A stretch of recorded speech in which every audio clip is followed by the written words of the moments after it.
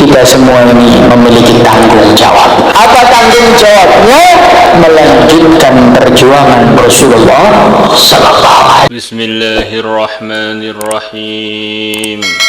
Wa 'an ibni Mas'ud radhiyallahu anhu qala Rasulullah sallallahu alaihi wasallam, la hasada, tidak ada hasad, tidak ada dengki, illa fitnaini, kecuali di dalam dua perkara. Ini sudah banyak dibahas dalam kitab taklim kita. Hasad di sini maksudnya ghibtah. Maksudnya wallahu alam, tidak ada keinginan yang terpuji di dunia ini untuk kita dapatkan berupa nikmat yang telah Allah berikan kepada orang lain, kecuali dalam urusan dua nikmat. Maksudnya gimana? Dua nikmat ini besar banget nilainya, harganya menurut pandangan agama. Maka disarankan supaya kita pengen untuk minta kepada Allah diberi dua nikmat yang akan dibaca sebentar lagi. Maka kalau kita lihat dua orang tadi punya tipe begini ini, maka di antara arahan agama supaya kita pengen mendapatkan nikmat tersebut, minta nikmat tersebut dari Allah. Rajulun, pertama kali adalah seorang laki-laki. Jadi kalau kita ini pengen punya idola ini, atahullahu malan, yang Allah telah berikan kepada dia harta. Dan di antara artinya nakirah, maf'ul kalau disebutkan nakirah maksudnya harta banyak. Fasallatahu, maka Allah menguasakan kepada rajul tadi ala halakatihi, atas menghabiskan, menghancurkan hartanya, fil haqqi, dalam urusan yang benar.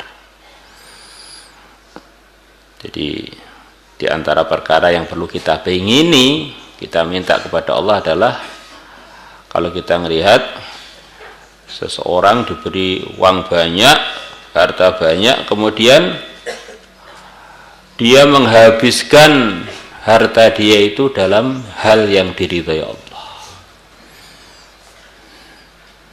maka berarti pengen kaya yang hartanya dari sumber halal kemudian dihabiskan untuk hal-hal yang diridhai Allah, itu bagian dari perkara yang mulia.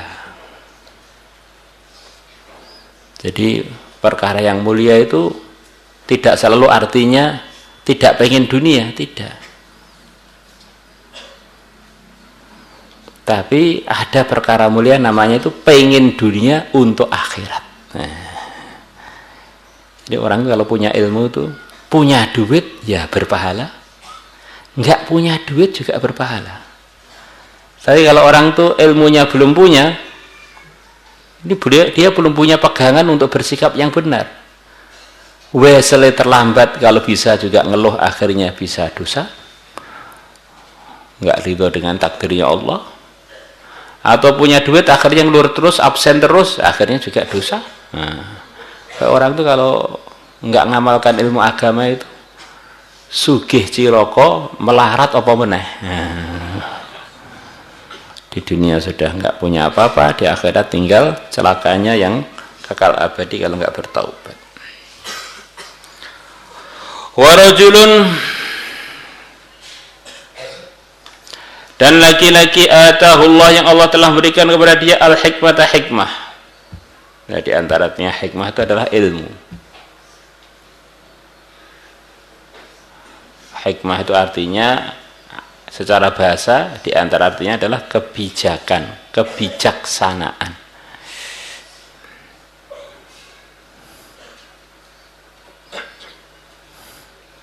Kebijaksanaan diantaranya ya berbicara, bersikap, melangkah, memutuskan sesuai dengan yang seharusnya, sesuai dengan yang semestinya. Maka ini tidak akan mungkin bisa terbayangkan dan terpraktekkan kecuali kalau orang itu tahu. Maka hikmah itu adalah ungkapan dari ilmu yang darinya kita bisa bersikap, berbicara, melangkah, memutuskan yang semestinya. Maka sering hikmah itu adalah menggantikan dari makna ilmu.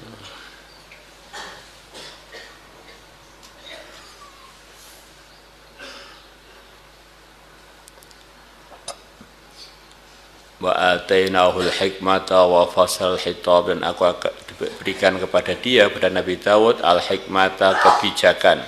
Maksudnya an-nubuwah. Nubuwah itu apa? Ilmu yang Allah berikan langsung kepada para hambanya yang terpilih, para nabi. Wa fasal khitab, dan aku berikan kepada Daud sangat pandai di dalam menata kata-kata sesuai dengan tempatnya, sesuai dengan susunannya. Termasuk mukjizatnya Nabi Daud itu punya faslul khitab. Kalau ceramah itu orang terkesan semua, sampai binatang-binatang pun pada tertegun, sampai angin-angin pun pada berhenti pengen dengarkan indahnya natanya kata-kata Nabi Daud, selain ketika beliau baca kitab Zabur. Fahuwa, maka laki-laki itu yaqdi biha,